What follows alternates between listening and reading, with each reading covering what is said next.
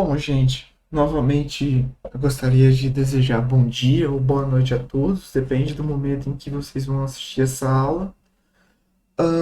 Ao contrário das outras aulas e da proposta geral do projeto, especificamente nessa aula e na aula sobre MOL, que vai ser uma aula mais no final do projeto, eu vou estar fazendo uma exposição um pouco mais tradicional, usando apenas o slide. Essa aula em específico eu acho que pode ser muito boa para vocês, visto que nas aulas que eu acompanhei no terceiro bimestre, basicamente vocês estudaram substâncias químicas e separação de misturas de substâncias. Então, isso daqui vai servir como uma espécie de reforço ou revisão. Bom, vamos começar primeiramente. O que é uma substância química? Quando vocês pensam em substância química, o que vem na cabeça de vocês pela primeira vez? Uma definição mais clássica e mais formal de substância química, que a gente pode pensar que uma substância é uma porção de matéria que tem propriedades bem definidas e que lhes são características. Por exemplo, a água é uma substância química. Quais são as características bem definidas da água? Ela tem um ponto de fusão em 0 graus Celsius, um ponto de fusão em 100 graus Celsius e uma densidade de 1,00 grama por centímetro cúbico. Cloreto de sódio também é uma substância química. É uma substância que é um sólido branco, ele tem um ponto de fusão de 800 graus Celsius, um ponto de ebulição de 1465 graus Celsius e uma densidade de 2,17 gramas por centímetro cúbico.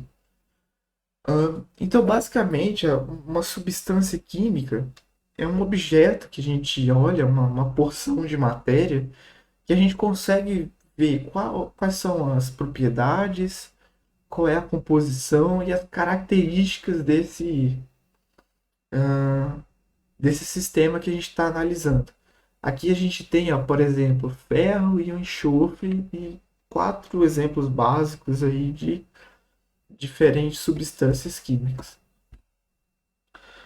Uma coisa interessante é analisar substâncias puras e misturas. Por exemplo, um copo de suco é uma mistura. Que a gente tem uma mistura de várias coisas ali. A gente tem uma mistura de água, a gente tem um pouco de açúcar, dependendo da pessoa que vai tomar. A gente tem as substâncias que dão o gosto, sei lá, os componentes de uma laranja, os componentes de um morango. O sal de cozinha que a gente tem também é uma mistura, porque a gente tem o NaCl, a gente tem iodo, a gente tem flúor, a gente tem uma série de outras coisas que faz com que aquilo ali seja uma mistura. E vamos pensar aqui especificamente uma mistura de água com sal, o NaCl. A água, a gente sabe que quando a água for substância pura, água pura, ela vai ter uma densidade de 1,0 gramas por centímetro cúbico. Então, a forma com que a gente pode avaliar uma mistura de água e sal é estar analisando a densidade. A água tem uma substância, perdão, tem uma densidade de 1,0 grama por centímetro cúbico. Então, se nós vamos adicionando algumas quantidades de sal na água, nós vamos fazer com que, o resultado seja uma mistura e essa mistura tenha densidade superior à da água pura, visto que a densidade do sal é duas vezes maior que a da água. Então aqui, ó, porcentagem de sal na mistura. Com 1%, a densidade fica 1,005. Com 10%, fica 1,071. Com 26%, a densidade fica 1,197 gramas por centímetro cúbico. Então, qual que é a ideia central aqui? É que a densidade que a gente viu na primeira aula é uma métrica que nós podemos usar para estar avaliando se a substância é pura ou não. Porque as substâncias puras a gente tem uma densidade definida. Enquanto que numa mistura, a gente não tem essa densidade definida, a gente tem uma mudança nessa densidade. E por meio dessas curvas aqui, a gente pode estar avaliando a porcentagem de impureza ou de outra substância que está ali naquela mistura, certo? Então, para definir, para que vocês tenham uma definição mais formal, uma substância pura, como o próprio nome diz, ela está pura. Ou seja, não há mistura com outra substância ou com outras substâncias. Em geral, quando um químico refere-se, por exemplo, à substância água, ele está deixando subentendido que se refere à água pura. Então, quando a gente fala assim, água, a gente está falando só de água, sem nada ali misturado. É água pura. Quando a gente fala NaCl, a gente está falando do NaCl puro, não do sal de cozinha. E por aí vai.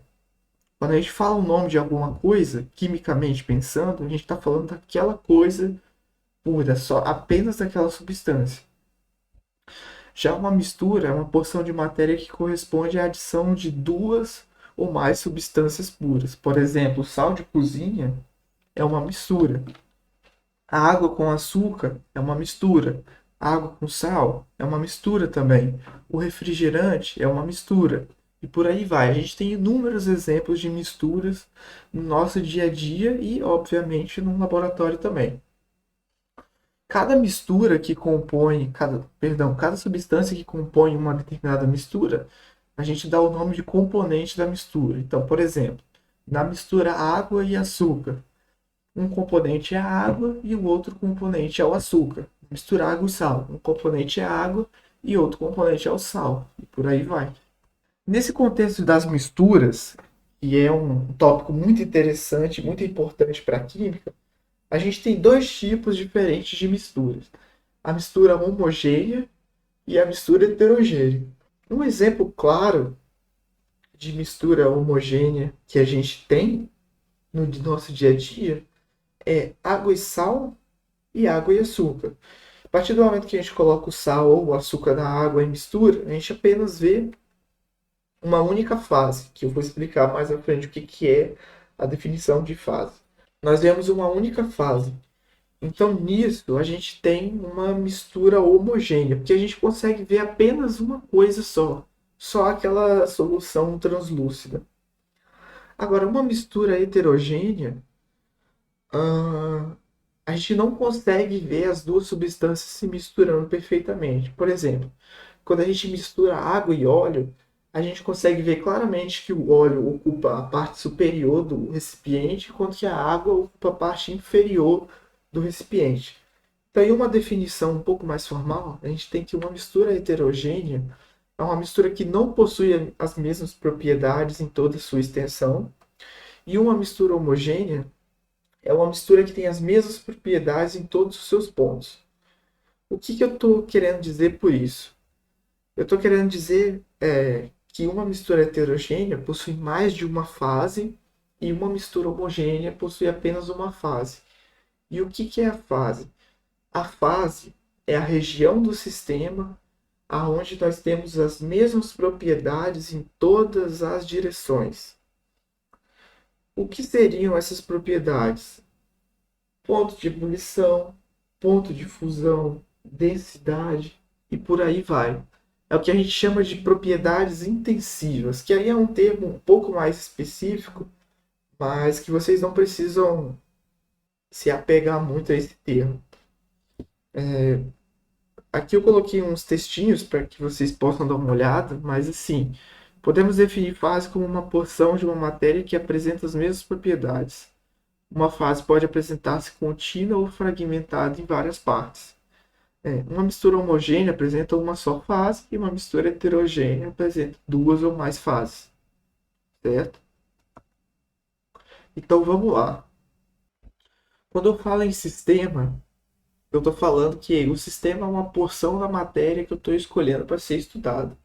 Por exemplo, imagina que eu tenho um lago e aí eu pego um copo de vidro e encho esse copo de vidro com água desse lago. A água desse lago que está dentro do copo de vidro vai passar a ser o meu sistema. vai ser a parte da matéria que eu peguei para poder estar avaliando. Então aqui a gente tem diversos sistemas e no sistema a gente tem água pura, é um sistema homogêneo, uma substância pura. No sistema B nós temos água mais sal dissolvido, é uma mistura homogênea, nós vemos apenas uma fase. No sistema C a gente tem álcool mais água, nós também vemos apenas uma fase, então também é um sistema homogêneo.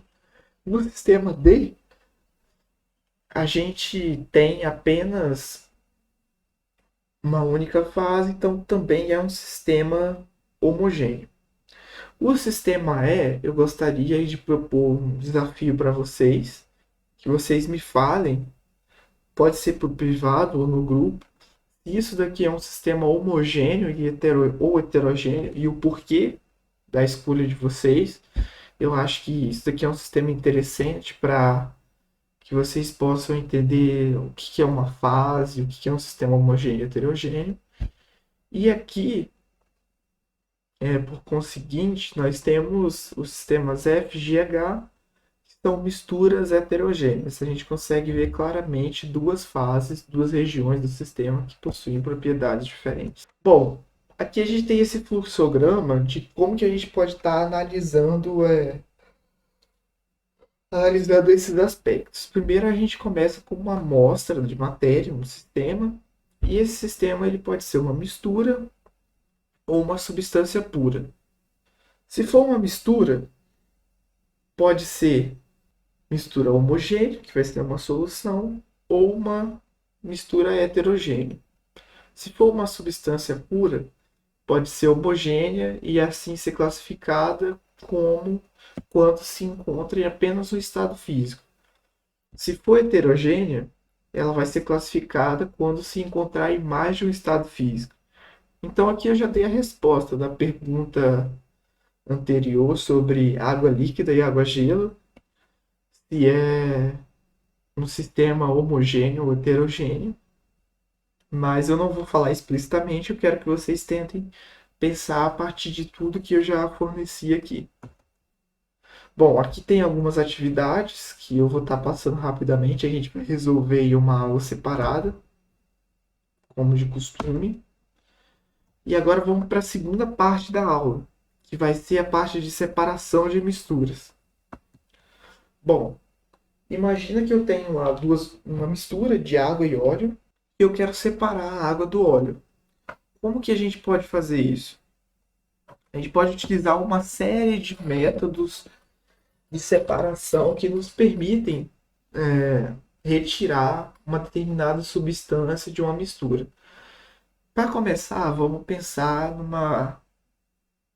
numa amostra de rio. E no rio a gente sabe que a água está se movendo e tem partículas de areia, de barro suspensa, argila, né? Suspensa na água do rio. Então, como que a gente pode fazer para separar esse material particulado da água? Nós podemos utilizar um método chamado decantação. A decantação é um método de separação de mistura que é baseado a partir da gravidade. Ou seja, a gente tem lá uma água de um rio turbulento e nessa água tem partículas suspensas por ela e essas partículas são de areia. Se a gente pega essa água, coloca em um recipiente e deixa ele em repouso, o que vai acontecer é que as partículas de areia elas vão perder movimento e elas vão começar a se depositar no fundo do recipiente. E isso é chamado de decantação. É quando a gente deixa essa mistura heterogênea de água e areia parada, a areia começa a depositar e a água fica na parte de cima. Então, a gente tem aqui a mistura toda turbulenta. Depois de um tempo, a areia decanta, ela fica no fundo do recipiente, a água fica na parte de cima, e a gente consegue separar a água da areia, transferindo o líquido que está em cima para um outro recipiente. Esse é a decantação. Provavelmente é um dos métodos de separação mais simples e deve ser um dos mais antigos que aí a humanidade já vem usando ao longo dos anos. Uma outra forma de fazer essa separação líquido e sólido através da centrifugação. A centrífuga é um equipamento bem simples que A maior parte dos laboratórios de química tem, e basicamente ela consiste em girar a amostra e por esse processo de ficar girando a amostra, imagina que a gente tem essa, essa água cheia de areia e aí a gente começa a girar. É intuitivo perceber que toda a areia ela vai ficar localizada na ponta desses tubinhos aqui, depois que o processo de centrifugação for feito. Então a gente vai conseguir separar de uma maneira mais rápida do que a decantação o líquido sólido, o líquido do sólido. Então é para isso que serve a centrifugação. Faz um trabalho semelhante ao da decantação, só que mais efetivo e mais rápido. Outra forma de separar líquido de sólido é através da filtração. Aqui a gente tem um esqueminha bem simples que é utilizado no laboratório. A gente tem um becker onde a gente vai recolher a parte que será filtrada, né? A parte que vai passar pelo filtro aqui. A gente tem um funil, a gente tem um papel de filtro aqui no funil, que é o meio que vai reter aquilo que a gente está querendo separar da parte líquida. E aqui a gente tem o becker com a nossa mistura. Vamos continuar pensando em água e areia. Aqui a gente tem a água e a areia, certo? A gente vai despejar com bastante cuidado, utilizando esse bastão de vidro. Isso aqui é um procedimento que a gente faz no laboratório. A gente faz dessa forma para não ter o risco de que o líquido escorra para fora do funil. A gente usa o bastão de vidro para direcionar esse líquido para dentro do funil. Então, a partir do momento que a gente for despejando a mistura aqui, a areia ela não vai conseguir passar pelo funil, pelo papel de filtro. O papel de filtro é poroso e apenas a água vai conseguir passar. Então, o que a gente vai ter é que a água vai descer, ela vai ficar retida aqui no material que a gente chama de filtrado, enquanto que a areia vai ficar retida do filtro.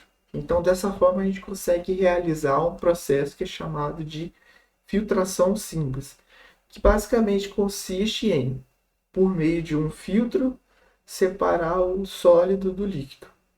Um método um pouquinho mais sofisticado, que é quando é um pouco mais difícil separar o líquido do sólido, é o que a gente chama de filtração a vácuo. Na filtração a vácuo, a gente utiliza um filtro que é um pouquinho diferente, que é esse filtro poroso, e nós utilizamos um frasco que é chamado de Kitasato, que basicamente é um frasco que tem uma saída lateral. O que acontece? Aqui a gente despeja a nossa, a nossa mistura. Vamos supor que a gente fez uma reação química, a gente precisa do sólido, mas o sólido está lá com bastante água e com uma filtração normal não seria possível retirar toda a água desse sólido. Então a gente faz uso de um papel de filtro, faz uso desse esquema, nós colocamos a nossa mistura aqui e aqui a gente liga uma bomba. Essa bomba ela vai fazer vácuo de forma com que seja sugado tudo que está aqui em cima. Como o sólido não atravessa o filtro, ele fica retido, enquanto que o vácuo que está sendo feito ele vai puxar toda a água que está aqui para baixo. Então dessa forma a gente consegue filtrar, retirar a água da mistura mais efetivamente do que a filtração simples. Uma forma também de separar misturas bem interessante, agora a gente vai pensar em dois líquidos immiscíveis, evidentemente, vamos pensar em água e óleo, que é o funil de separação. O funil de separação, a gente pode separar as coisas levando em conta a densidade. Quando nós misturamos água e óleo, a gente observa que a água ela fica embaixo, enquanto que o óleo fica em cima. Então, no funil de separação, se a gente abre essa válvulazinha aqui, nós podemos deixar que toda a água escorra. Então, a gente vai ter água aqui nesse becker. Quando chegar na mudança, na diferença aqui entre as fases, se a gente fecha novamente a válvulazinha, a gente consegue separar totalmente o óleo, que vai ficar retido aqui dentro do funil de separação, da água. Então, nessa forma, mediante a densidade dos dois líquidos, um que fica embaixo e outro que fica em cima, por meio dessa vidraria aqui, nós conseguimos fazer o processo de separação das duas substâncias. Agora, outros métodos que estão bastante utilizados nesse contexto aí de separação de misturas é a gente utilizar a evaporação e fazer o que nós chamamos de destilação. Quando a gente destila quando a gente destila uma mistura, a gente está separando mediante ao ponto de ebulição das substâncias que compõem ali o nosso sistema, nossa mistura. Coisas do dia a dia na indústria que utilizam da evaporação e da destilação simples. Para fazer o sal, a gente tem as salinas, onde são feitas piscinas com água do mar, e essa água do mar ela é deixada para ser evaporada lentamente. Conforme a água vai evaporando, o sal ele vai depositando no fundo e no fim, quando toda a água foi evaporada, a gente tem lá uma pilha de sal que depois passa por uma série de processos até a gente ter o nosso sal de cozinha que nós utilizamos nas nossas casas. A destilação ela utiliza um aparato um pouco maior e basicamente o que a gente precisa ter é o seguinte: nós precisamos ter uma fonte de calor, uma fonte de alimentação, visto que o principal aspecto da destilação é o ponto de ebulição, então a gente precisa fornecer energia para a nossa mistura para que as substâncias entrem em ebulição e a gente consiga separar. Para que a destilação seja bem feita, é necessário que ocorra, que haja uma diferença de ponto de ebulição razoável entre os dois componentes. Então vamos pensar que a gente tem água e sal. Nós sabemos que a água tem ponto de ebulição em torno de 100 graus Celsius, enquanto que o sal é algo na faixa de mais de 1000, se eu não me engano. Eu já apresentei esse dado anteriormente. Aqui a gente tem um balão, nós estamos fornecendo energia a esse balão e a solução começa a borbulhar. A partir do momento que a solução começa a borbulhar, a gente tem apenas o vapor de água saindo. Esse vapor de água passa por aqui e entra nesse dispositivo, que é um dispositivo que vai condensar o vapor de água, a gente chama de condensador.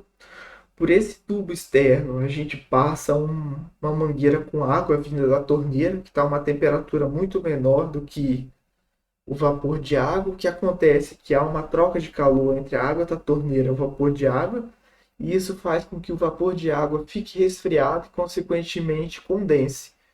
Quando ele começa a condensar, ele passa a escorrer e cai aqui nesse outro recipiente, que aqui está representado por um Erlenmeyer.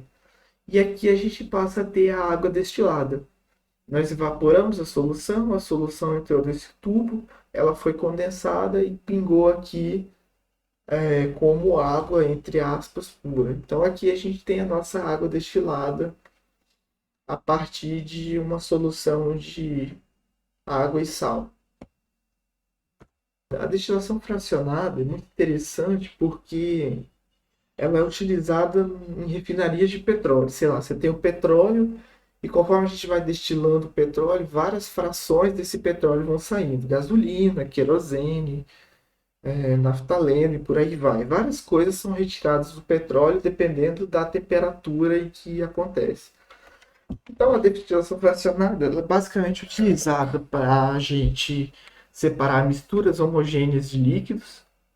Aqui a gente tem uma coluna de fracionamento e o que acontece é que nós vamos aquecendo a nossa mistura.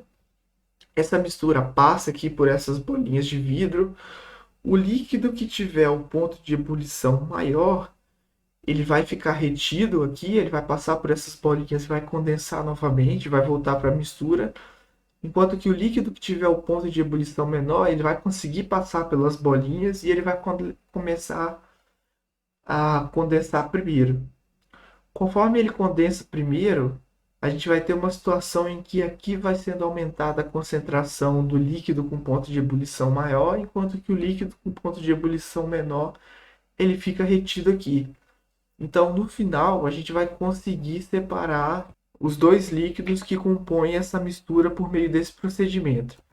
A diferença fundamental entre a destilação simples e a destilação fracionada é, primeiro, na destilação fracionada a gente está utilizando principalmente misturas homogêneas de líquidos e a gente coloca essa coluna de fracionamento aqui, que é para barrar os líquidos que têm um ponto de ebulição maior. Ou seja, então, na destilação fracionada, conforme a temperatura vai aumentando, a gente vai destilando os líquidos que têm um ponto de ebulição compatível com a temperatura que a gente está, enquanto que os líquidos com ponto de ebulição maior vão ficando retidos aqui. Então é basicamente essa a diferença. Aqui eu coloco mais algumas atividades que eu vou estar trabalhando em uma aula separada, como eu já disse, para discutir bem. E eu termino aqui a nossa terceira aula.